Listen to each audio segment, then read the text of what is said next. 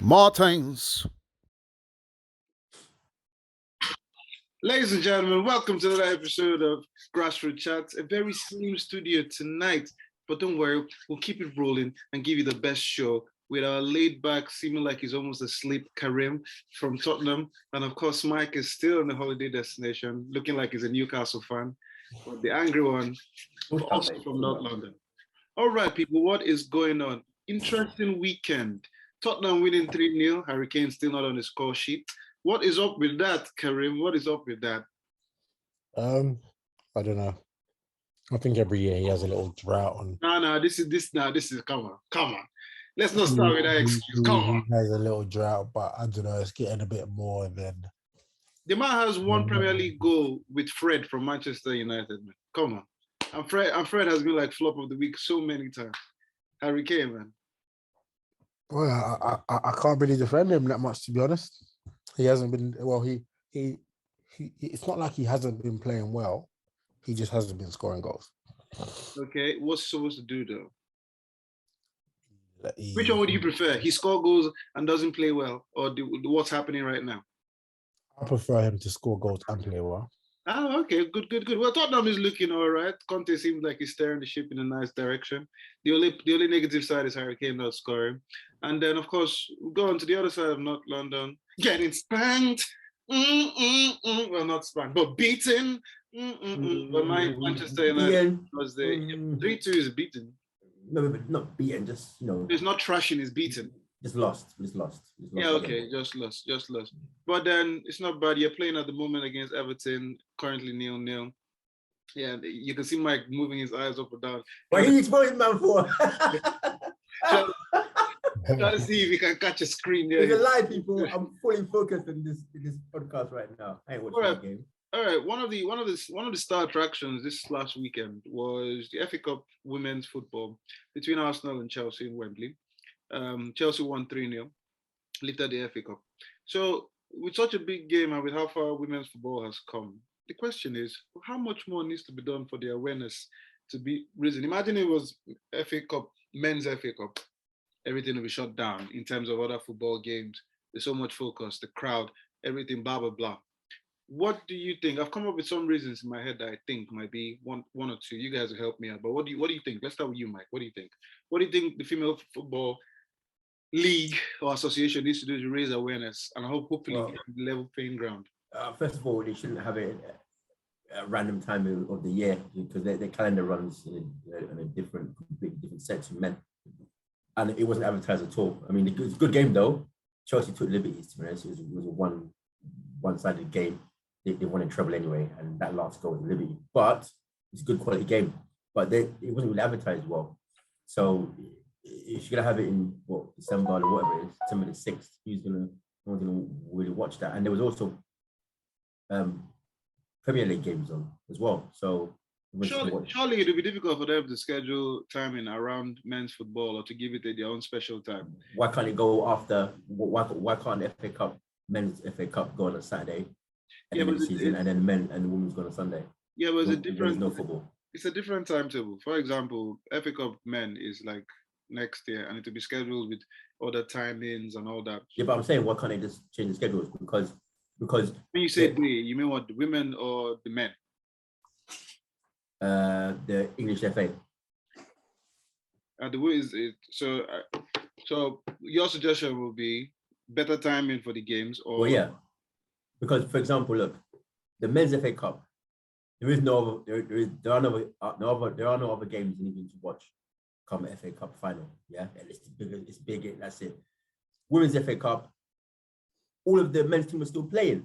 So who's going to abandon watching their team in the middle of the season when things still are on the line to go and watch the women's? Not many people are going to do that. We're talking about one FA Cup though. I'm talking about generally. So I think one of the many reasons I've thought of is I think if more women actually support the football teams, if they actually have more women out supporting, I think there'll be better awareness than what it is now. Because in the space of business of football as an entertainment, whether they like it or not, they're competing with the timings that men have. And the men have had centuries ahead of them to plan things and to make things into a better system.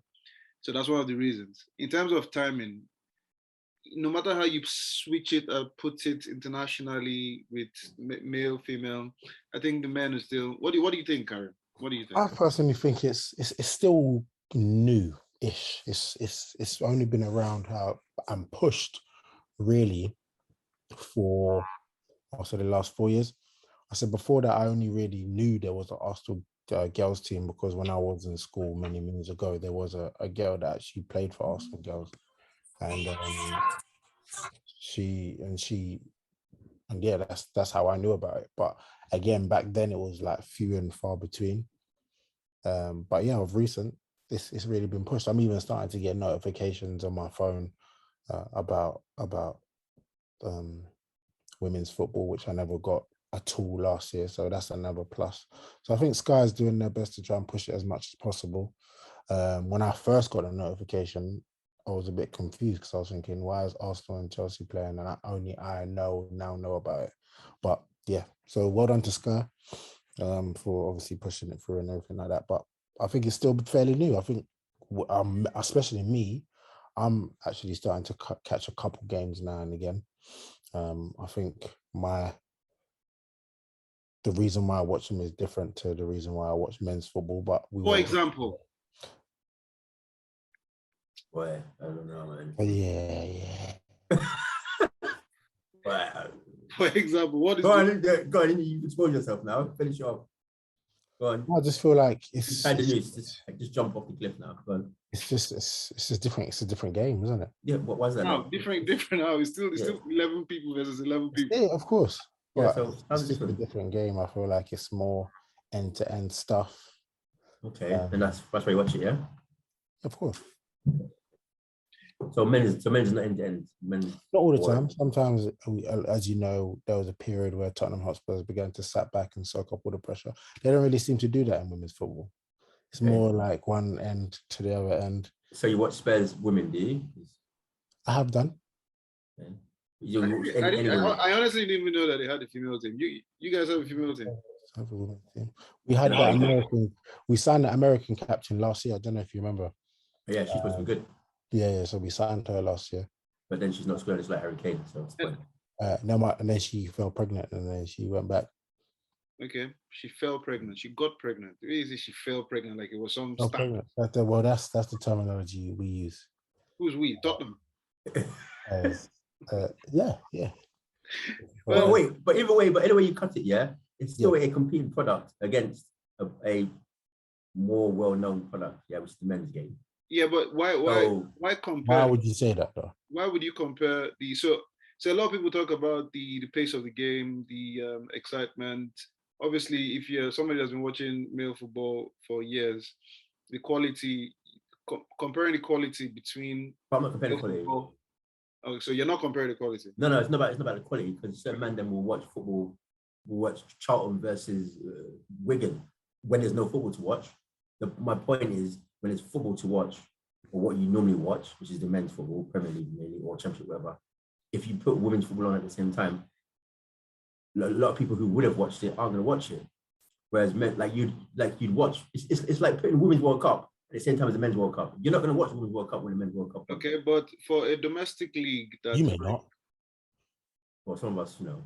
Yeah, okay, but for a domestic league that is 9 months all around the world, male football, at what point do you want to play female football? If you don't want to play them at the same time. Wait, so do the women play at the same ground as the men?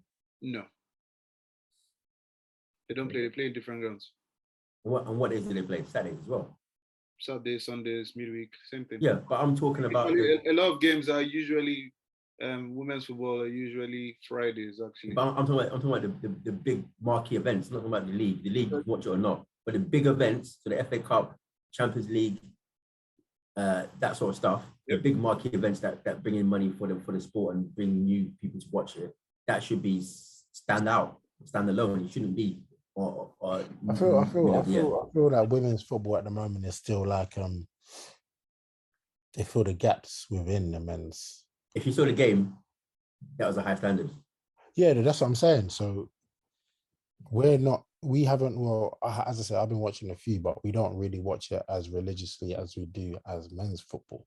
Whether for whatever reason that may be, my personal reason is because I don't really get notified as much apart from the notifications on my phone, and I don't really follow it, to be fair. So Yeah.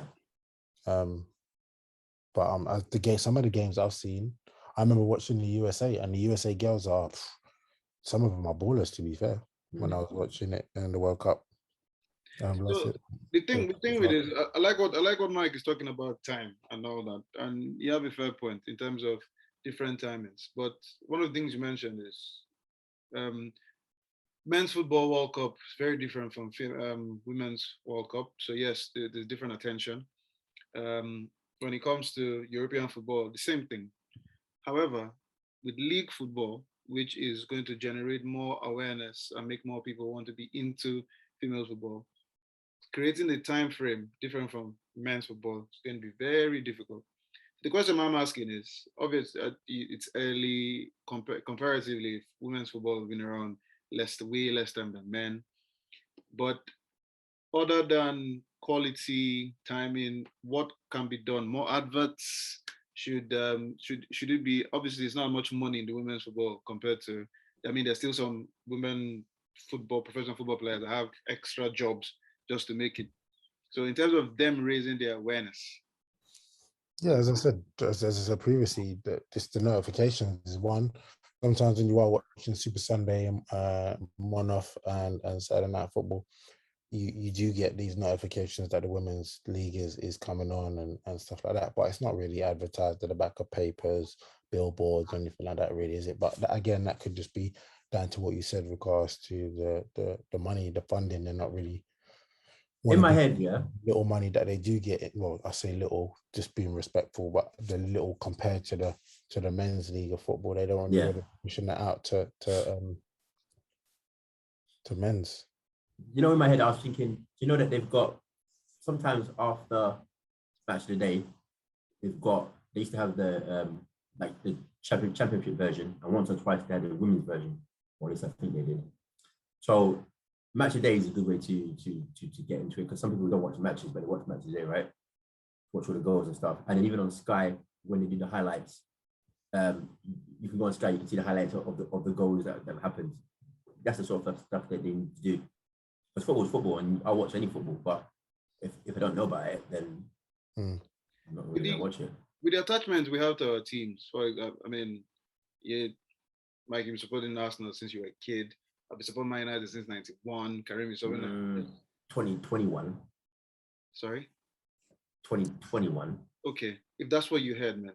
Mic check 1 2. Mic check 1 2. Is your mic or your ear working? Karim, you've been supporting Tottenham since you were a kid. So you have an attachment, it's like a religion, it's like a way of life. Mm-hmm. So, and of course, a lot of men watch male football. So one of the issues now it's not just supporting Tottenham, it's not just a hobby. It's more like, oh my God, way of life for you. So for female football now, where most men are attached to teams they've been supporting for years, that's why one of the reasons I said is, if more women support the game, will that help? Because at least they can get as attached. Because it'd be difficult until maybe you. So I mean, I started following the Man United female team when we signed Tobin Heath, the American striker, and because I'd seen her from the US team, and I'm like, okay, wow, and I started supporting that. So I follow the games, the scores. I don't watch it as much as I watch Man United. So because it's difficult to get that. Yes, they are Manchester United, but that attachment. So how would people go from a way of life to just entertainment? Because they attach their own teams, which I think is one of the biggest problems they have. Not to even mention the business issues, because all these guys will sponsor things that will give them money and all that. So I mean, in the next couple of years, it's going to be very difficult for women's football. However, yeah, go on.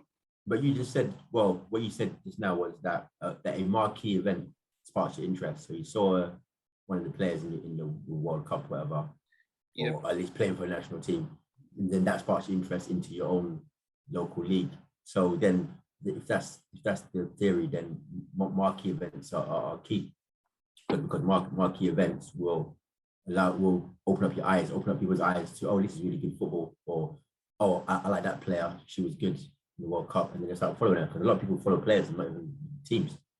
So, it goes back to marquee events. The marquee event is what sparks you to watch, sometimes to watch a random different league. For example, even in men's football, you watch World Cup, you see a player you think sick, they play in Serie A. Next minute, you're watching Serie A just for that player. That's how it goes. Well, I think it's natural for what you said, though. Like, it'll be very, I know it's a bit standard, but any normal person would just support the men's and the women's team. I doubt there'll be someone that says, I support Tottenham Hotspur's men's team and I support Arsenal FC women's team. your cousin could play for Arsenal FC. I will still support Tottenham. Boy. I mean, I said get me tickets, but I will still support Arsenal. Tottenham. Ooh, we have it on video, ladies and gentlemen. You're a fraud, man. You're a fraud. That's out. When a Tottenham fan gets it wrong, I'm going to put it on billboards at White Hart Lane. Everybody's going to see. Oh, well, it's all good. It just occurred to me, like, it's a big FA Cup. Awareness with the female game isn't there as much. So, well, ladies and gentlemen, this is Grassroots Chats, way of contributing and trying to raise awareness of women's football. So, all the women out there, hope it all gets better and a bigger platform is created. Obviously, we're not as big as Sky yet, but we'll see. We're trying our 2 cents. Well, moving on, one of the most iconic things again. Oh, yeah. Alex Scott. Hi. Oh, my guy, come on now. Sorry. Say it louder, man. Say it louder. Say it. Not too loud. Just hi. I mean, I second that, man. I second that. Just say I second that. All right, moving on to another iconic thing, iconic and marquee event, as Mike was saying. Did you see the West Ham's quenching of the high-flying Chelsea? So, I mean, West Ham have beaten Liverpool and they have beaten Chelsea. And that was a game that actually Chelsea went 2-1 up at a certain point. But then West Ham continued to grind. So why do you think, Mike, does David Moyes does he have the answer for the high press? Because the 2 teams in Liverpool and Chelsea tend to play that high press, high energetic football. Is his style of play suited to trample the high press? Well, results say that it is, but I mean, there was some luck involved in those games as well. It wasn't like they totally outplayed either of those teams. But yeah, at the moment, it looks like he's got an answer for the big boys. They work hard, they get the job done, and they get the results, and they keep playing to the end, no matter what. And they show no fear, which is important. But they organize at the same time. So there's one thing being stupid and show no fear, but still got protect the back door, which is what they do. So let's see if we can make it 3 in a row and do see as well. Then boy. Other than luck, Karen. So based on the way West Ham has played, of course they beat Liverpool, beat Chelsea. They can't be that lucky for. No, I'm not saying they are. I'm saying tactically, what do you think? What do you think, Karim? What do you think David Moyes does when he plays against these guys? Is it just sit back and take the counter, or walk your socks off? What does he do? I feel like that's everyone's approach when you play the big 6. But as Mike touched, I just don't think they've got any fear. You've always got that one team in the league. I think it was Leeds last year that just play like they have nothing to lose. Like West Ham really have nothing to lose. They had a good season. They are 4th, and they would like to go to Champions League. They've never finished above 5th in the league. As I said, last year they done really well. They got into the Europa League. They're obviously doing quite well in the Europa League as well. So they're probably just thinking, you know what, boys, like we should be up there with the likes of these big names. But I think they'll probably have a good season, and then they might drop off, but they're doing well at the moment, and you can't really knock them. I think Antonio as well. Antonio's doing really well for them. They do well. Is that with your Jamaica hat or no? The Indian one. Okay. All right. No, because basically as well, I think that Moyes, he doesn't overthink it. He goes in there. Here's the plan. Let's crack on, lads, and they do it. certain other managers are tinkering, double thinking themselves out, and basically psyching themselves out of the game. But everyone knows what they're doing. It just tells them go and play, enjoy yourself. But like you say, Karim, nothing to lose really, because even though you're thinking they could drop out of top four, but top four is not given right anyway. If they don't play to their best, they're not going to get top four. No, of course. So you might as well go for it. You can't be sitting back trying to do an Arsenal, try to protect a 1-0 lead for 70 minutes. It's not going to work. You're going to get done. So, because again, I'm sure the board never turned around and said to David Moyes, you got to finish in the top four for you. No pressure. Go for it. So in this era where people are buying clubs and trying to invest and take them to the great heights, do you think if you were investors and you had good money, would you buy West Ham and would you keep David Moyes as your manager? I personally wouldn't buy West Ham. Why? The reason why I wouldn't is because they've got a history of having a really good season and then not having such a good season, and they've got consistency of going up and down at the moment in time. That's the only reason why. But I think David Moyes, bar the Man United job, has shown that he's a great manager. He's obviously taken these mid-table teams and managed to get the best out of them. So I think he's a good manager. Mike, do you agree? Would you, Karim, if you have the money, obviously, if you have the money, you're going to invest and bring in more money and bring in more players, if allowed. Would you keep David Moyes and would you invest in West Ham right now? Yeah, if I had the money that Newcastle had, I'd have bought West Ham instead of Newcastle, to be honest. And keep Moyes young. If money is no object, it's a London team, big stadium, good fan base. Money talks, to be honest. Do you see David Moyes as a manager that can take them to the next level? So what's the next level? So obviously, the level that they're looking at now is to go above fifth and get into the top four. Yeah. So do you see him as a guy that can get them in the top four and keep them there consistently? He can only keep them there if they invest in the right players. He can get them there. Anybody, look at Leicester; they won the league, so anyone can get there. Yeah, but that's what I said. That's why the key word I use is consistently. They got there once and they haven't gone there again. But they didn't invest really that well after that. Since then, I don't think they've got. I mean, they've come close 2 seasons in a row, finishing fifth and this sixth or something. And this, I think it was last season or 2 seasons ago that they were in the top four for so long. Mare, Conte, all the big boys that they did really done well for Leicester. Just got bought out, didn't they? And just left them to crumble, which I think was. But since Rodgers came in, though, they have been 2 seasons ago, last season, they were in the top four for pretty much almost all season, then lost it. Remember when Man United beat them on the last day, and if they had beaten Man United, they would have been in the top four. They never got big enough squad, I don't think. But West Ham can maintain top 6. West Ham currently now are probably a top 6 team. If they get top 4, then they've done exceptionally well. But to stay there, you've got to spend the peas, as they say. You can't. Yeah. Then they're not going to be able to do that every season with that team. But that's the likes of everyone, though, really. To remain in that spot, you need to invest. If they're a younger team, well, possibly. But I mean, they've got Antonio. Or a team that's got heavy rotation, like Chelsea. Yeah. But they've only really got a good starting 11. They just playing one moment. Obviously, with rotation, your squad has to be really big, right? So is it your squad being big or the quality of your squad? Because if you're looking at squad, for example, I mean, if you've got a good first 11 and you've got, 3 of them that are worthy of a call up, then I suppose you could do a good job. But if you just got like Tottenham's first 11 is probably, I don't think we've got a decent, strong first 11 at the moment. If I'm completely honest, we would hope that you'd be honest most of the time. Completely honest. Sometimes I'm a bit biased to my boys, but if we're being honest, we haven't really got the strongest first team 11 which we've had in the last 3 or 4 seasons. I mean, Sanchez. Thank you for your honesty. Thank you. I mean, Sanchez did score against Norwich. Didn't celebrate much, but he was happy. He was on the score sheet, and he has this level on same goals as Harry Kane. So hey, he's having a good season. Nah, I wouldn't say he's having a good season. He scored yesterday, and that's it. That's great analysis. He scored yesterday. But if you go back, I'm surprised Mike has. I know he's itching to say it, and I'm surprised he hasn't said it at the moment. But What's this about? Yeah, if you look back at Sanchez in the last couple months, What, FC Mora, yeah? Or you talking about even further back?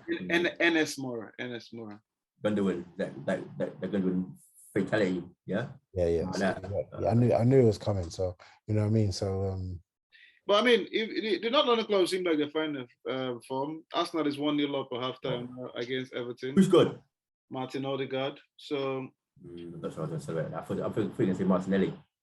Yeah. So what? You're not gonna. So your team scores, but you only celebrate depending on who scores. No, I'm still upset with Odegaard for that atrocious tackle. Yeah. Anyway, if he wins this game now, I mean, he would have redeemed himself. No, we have. You don't think so? Aubameyang was actually dropped for today's game. Yes, which a lot of people seem to be happy about. If a striker is not informed, Karim knows a lot about that. In terms of goal scoring, do you drop them or do you just keep playing them till they break their duck? You asking me? Any of you jump in? Me personally, as a manager, I would have dropped them. How long do you wait though? Well, how many games has Harry Kane been starting at the moment? There have been 15 Premier League games. Tottenham has played 14 because of the game cancelled against Burnley. Yeah. So you say it's harsh. 14 games, like, but as I said, he hasn't been bad. He hasn't been bad, and that's probably what has saved him, to be honest. But he just hasn't been scoring. But I'll be. He has been forcing saves out of keepers, getting some shots on goals. He has played well. He's dropping deep, doing all the things that he's not supposed to be doing, but he hasn't scored. So, Mike, how long will you keep it? How long do you? Well, if you're Tottenham, you don't much have at the moment anyway. You don't have much choice because you're going to put in instead of Kane, really. That is a good question. Who's actually Tottenham's? Troy Parrott, yeah, boom. Who's actually the most mentioned footballer ever on Grassroots Chats? Who? Troy Parrott. But if you're Arsenal, he's still on loan at the moment. But he come back. We've got Dean Scarlett. Who? Flip it now. What these mad names? Put respect to my boys, bro. No, man, leave it. You're making it up now, man. Put respect to my boys, boy. Put respect. No, you're making it up. We'll Google it later. Come on, man. No, bro. Name Troy Scarlett. I'm not letting that slide. Dean Scarlett. Dean Scarlett. No, leave it, man. Leave it. Anyway, so you're Arsenal. You've got at least the choice you can put in. Nketiah, Martinelli. Yeah, at least two people. You can put in Martinelli or you can put in Lacazette. Laka. At least, not that they're better or worse than thingy, but at least you can try something else. You can put that blank stain. Both of you have actually not answered the question. How long is? No, but my point is it depends on what options you have on the bench. So if you've got no options on the bench, like no adequate options, like Tottenham other than Dean Scarlett, then you're gonna wait. You're gonna wait 6 months or so. Yeah, but if you've got options, then you're gonna drop him sooner. Another one for the future, I'm telling you. Yeah, mate. Dean Scarlett, jeez. Dean Scarlett. But yeah, so that just depends, really. And also it depends like how they're playing. If you see that they're just getting unlucky, but if they don't look like they're actually at all, and you're losing games because your striker's not scoring, then you got to do something. So is it okay? So it's Harry Kane. Would you say Harry Kane it's kind of been I don't know, you should not lucky, but because Tottenham have started to find a groove and they're winning, and he's scoring in Europe, he's still playing and scoring in Europe in Conference League. Is that giving him the extra edge to stay on? So lack of backup strikers, playing okay but not scoring. No, because he's Harry Kane, isn't it? It's just he's almost too big for the club in some respects. But because, like, for example, the guy's not getting dropped for England, and England have other options. He can get dropped for England. He can get dropped for one of the longest goal drafts for England at the time was Alan Shearer, but he was still picked and pretty much played till he got his form back. Do you think that's the case? What Conte is trying to do, and England trying to do with Harry Kane? Because Harry Kane is scoring for England. Yeah, same thing. There were other strikers that could have scored, but they kept playing them. Have so much faith in the guy. But ultimately, if you keep playing, eventually you're gonna score. Come on, it's law of averages. It's not rocket science. You're not being a great manager. You can play me 50 games in this Prem. One day I'm gonna score. No matter who against me, I'm gonna score one day. So what? But it took me 100 games to score. What does that prove? Okay, well, who is on that level who Gareth Southgate can take to the World Cup? Yeah, but it's a good question, but it's about form, though, isn't it? But form, you can play Rashford. You can play Tammy Rashford's Abraham. form is not. Okay, but as an option, you play Rashford. You can play Tammy Abraham before Calvert-Lewin got injured. You can play him. You could have played Bamford before. There's people that you could have played. Greenwood, Ings, that you didn't play.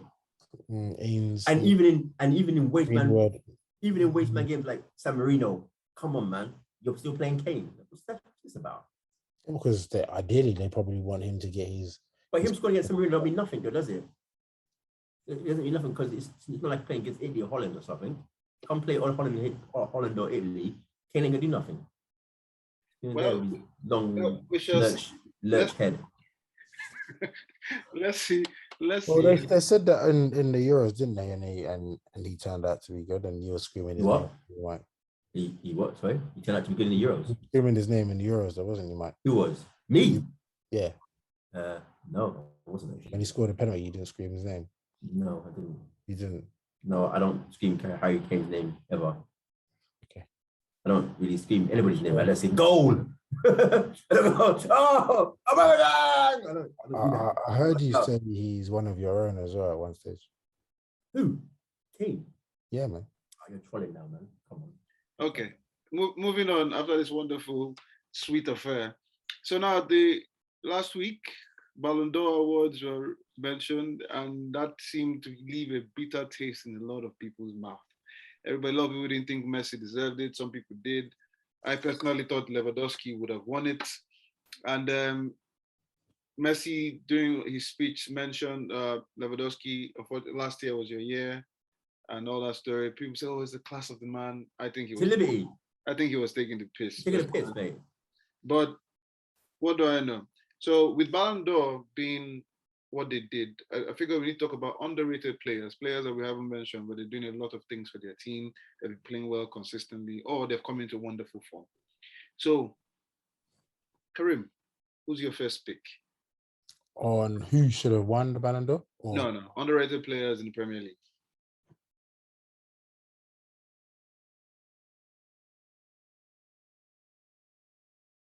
And while Karim has a brain fart, Mike, we'll go to you. Who mentioned a couple of underrated players and why you think they should be given a bit more mention? Okay, so John McGinn at Villa. I wouldn't say he's underrated, but one of the goals he scored the other day was left peg, top corner. He does bits, to be honest. He's actually a top boy. So obviously people mentioned Tomiyasu in passing. He's acted well, but actually he's been solid for quite a while now. Playing Are you saying you're not saying Ballon d'Or underrated players? No, just underrated ratings in general. Okay. So he's been working his socks off. To be honest, yeah, I don't know.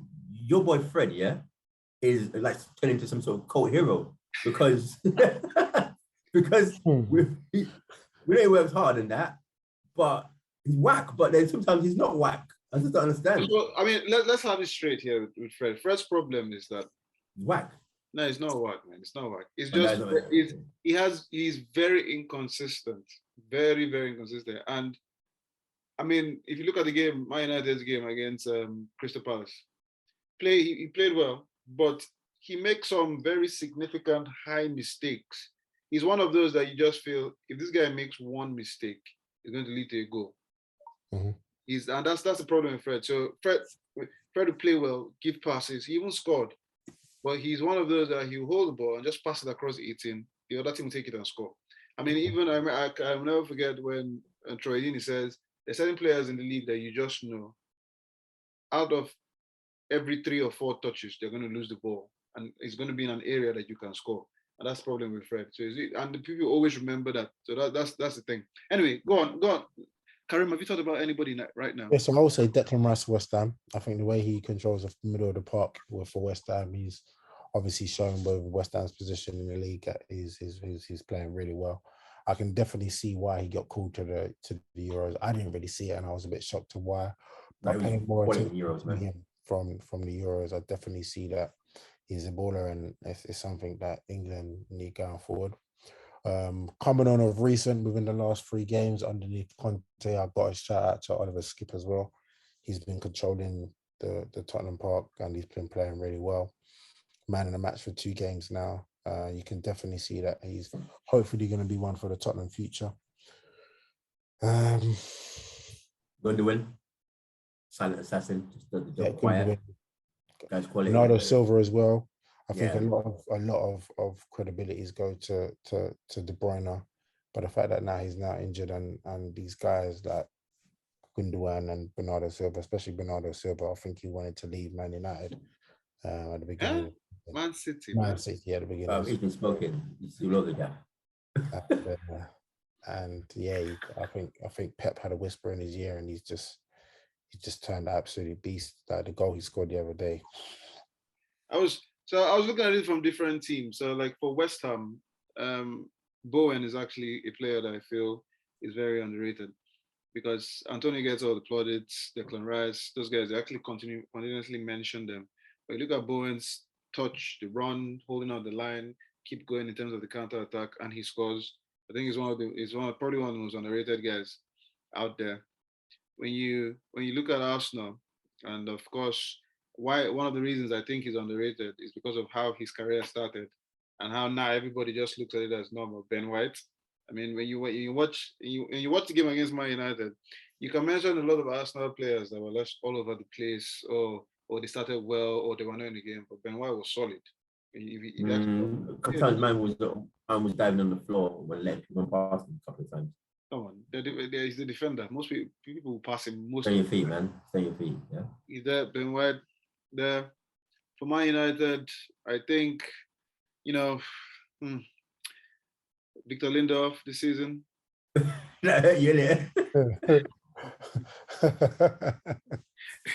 Considering that he was, I mean, Varane was not injured, and Maguire still being picked regardless of how he plays. Lindelof was not supposed to have, but he has played well all the games he has played. Well, Bailly, because you got this liberty taken on him, man. Who? Bailly, Eric. No, Eric. I don't understand. I don't know what the managers. I don't know what they don't see. People are always talking about, he's too erratic. He's one of those. I don't know. Well, so about Maguire then. Well. See, there's certain players that will always continue to play regardless of who's there. Kane. Well, what is your beef with Harry, man? I got a beef with the guy. Yeah, you do, man. Well, but he doesn't hat on. He needs to score more. But yeah. Yeah, but you're Nigerian.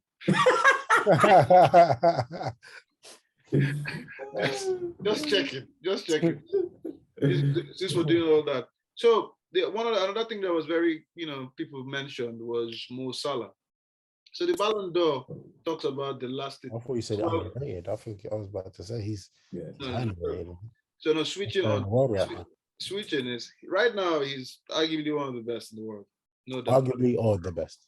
I don't know about the best. Lewandowski's form has still not dropped. When you look at this thing, you look at Mbappe for. I mean, you can argue, no doubt, if you do like a voting thing, a lot of people probably go Salah. But the thing is that, so the criteria, the way it was that 12 months from when they gave the award, so Salah started looking really nice towards the end of season. And of course, this season he has just been explosive. And he finished 7th on that list. Yeah. I mean, Jorginho was ahead of him in 3rd. By default, well, he deserved it, to be honest. Let's be honest. There's been an argument to say, was he really good or was he just in 2 good teams? But I think he was instrumental to both teams, to be honest. Just underrated, really. Nobody talks about him, really, about him doing anything special apart from those penalties. But he's in both those teams, and he's one of the heartbeats of those 2 teams that were really successful. Because someone's got to do the dirty work. It's not all about step overs and flicks, is it? And he does that. But and that's another thing with the argument was people started bringing up stats. And Messi's stats was the best, really, compared to what he did for the team. They say considering the fact that he had a depleted Barcelona team, they finished 3rd. He won the Copa America. He scored over how many? 40 goals, blah, blah, blah, assists. So is there an over-reliance on stats? Because if it's just based on stats, then defensive players and goalkeepers never been there. It wasn't on stats. They didn't give him that thing that we saw in stats was just some sort of smoke scheme to validate why he got it. He got it because of politics, innit? Let's be honest. He wasn't the best. He wasn't the best, but Politics. Messi. Yeah, but it's Messi. So automatically sometimes people just say, oh yeah, Messi must have had a good season. So let's put him down. Yeah, he always has a good season. So they put him down. But Lewandowski was better last year for sure and should have got it this year, even by default. So actually politics should have worked that because Lewandowski didn't get it last year, he should get it this year, but he won't. Okay. And what probably happened, the bullshit of politics will probably get it this year when Salah should get it. so. Well, we shall see what happens. Everton won, Arsenal won. Typical. It's looking like it's gonna be wonderful. Anyways, moving. If we're looking at from the weekend all the way through during the week with loads of matches happening, every team apart from Arsenal that's played now has played twice. Let us go to the fixtures coming up at the weekend. Let's talk about the wonderful fixtures now we're coming. So we have on Friday Brentford, Watford. So all you fantasy boys, that should be a good game with many goals. Hopefully Brentford has just been steadying the sheep and playing really well. But then you have Man City, Wolverhampton Wanderers. What are you saying about that game, Mike? City. Win, by the way. City win. City win, okay. Yeah. More context, I mean, anybody could City batter so whoever they are, like who they're playing. Whoever they're playing, they're going to batter them 3-0. Okay, 3-0. Arsenal is going to be the Grassroots Chats battle between the Arsenal boys and AK, Southampton. Arsenal, Southampton, 3 o'clock. Southampton is a draw. Arsenal whack right now. Okay. The game hasn't finished and you think they're whack. No, man, no. What do you think? Peaks. What do you think? City versus Wolves. That's going to be a good game. I can't see it being a battering, no. Probably say 2-0, 2-1. Man City. A very high-flying game will be Chelsea versus Leeds at 3 o'clock. That would be like the end-to-end stuff. That would be good stuff. Where you going, Karim? I'm going for a Chelsea clean slate 2-0. Clean slate, wow. Mike? Is Lukaku back? Yeah, he did come in against on the bench though, isn't it? Against West Ham, so he's introducing him slowly. Bench, yeah. And the next couple of fixtures with Christmas and all, so Chelsea should get a reaction. I'd say 2-0. But then Bamford's scoring, isn't he? Again now. He scored the equalizer. I think he just came back from injury as well. Steven Gerrard returns to Scousland with Villa team. Liverpool, Aston Villa. Steven Gerrard has had taken 9 points from 12 since he's become manager. Right. So, does he have any chance here, boys? Yeah, why not? A chance to do what? Visit his relatives. Yeah, basically. What was the question? There's no context. Who would win Liverpool Villa? What do you mean there's no context? I think Liverpool get that last minute Jamie win against Watford. I don't think that's going to happen twice. Well, conversely, they're hopefully on a downward spiral. I would say Liverpool. Draw. What are you saying, Karim? I can see a Liverpool win. I'm going for the favourites again. 3-0. 3-0. Wow. And of course, you have Norwich City versus Manchester United. With Man United starting the game against Crystal Palace, wonderful high press. However, when high press, now one of the issues I have with high press is, and which is why when you look at what Pep is doing for City and Liverpool, they have, even with the high press, there's an avenue for where the creation of their play comes from. So with City, it's a constant interchanging and through the middle, and they're making the runs, Sterling, everybody pushing forward, even the defenders pushing forward and making that creativity. Liverpool, obviously, Trent, Robertson, and Salah, and those guys going between the lines. Man United, yes, it was the first game, but even to break down the teams after a certain period was difficult because running out of steam is not information they're used to. But Norwich has been, well, apart from losing Tottenham, that was Dean Smith's first loss. So do we see an upset happening here, Norwich versus Manchester? Yes. 100%. 1-0 Norwich. 1-0 Norwich. No, 2-1. 2-1. Okay, 2-1 Norwich. All right, Karim? Nah, I can see Man United doing well again, man. Look, don't ask Karim anything because he always 2-1. beats favourites. His point. That's why I'm beating you in fantasy football. You're not beating me on fantasy football. Well, we're not in the same league, so I just made that up anyway. Do you guys need some time? What you got? Yeah, is it me? I don't play fantasy. I just watched the real one. The people watching their phones. Oh my God, being happy for Brentford scoring because I have Anthony's on their team. Mm-hmm.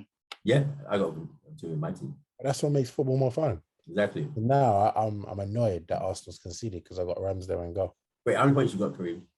What, this week? Yeah, no, in general now. At the moment. So don't lie either. I got. I don't lie. There's too much time. 937. Okay. You might be beating me. Oh, the Everton goal was disallowed. Yes! I thought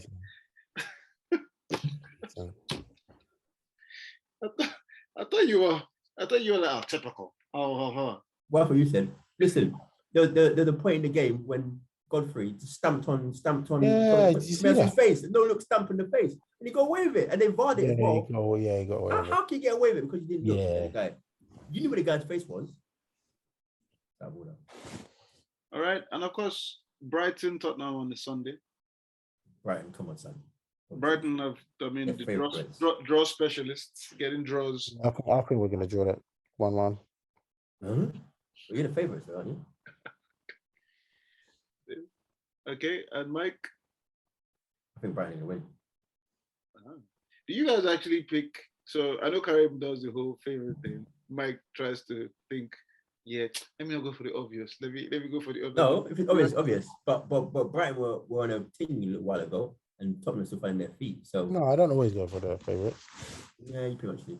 But normally Tottenham would be favourites, but they still find their feet. Brighton lost their way a little bit under old what's his face, Potter. Wait, there's a Champions League tomorrow. Yes, there is. I wouldn't know. I haven't watched Champions League for several seasons.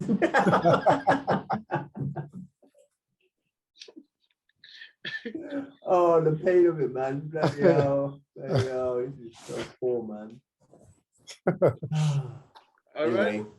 Yeah. It's all good. Well, as always, we end with player and flop of the last couple of games that you've seen. So we'll start with Karim. Player and flop. I'm sorry, but I'm gonna have to give my flop of the week to the boy Harry Kane.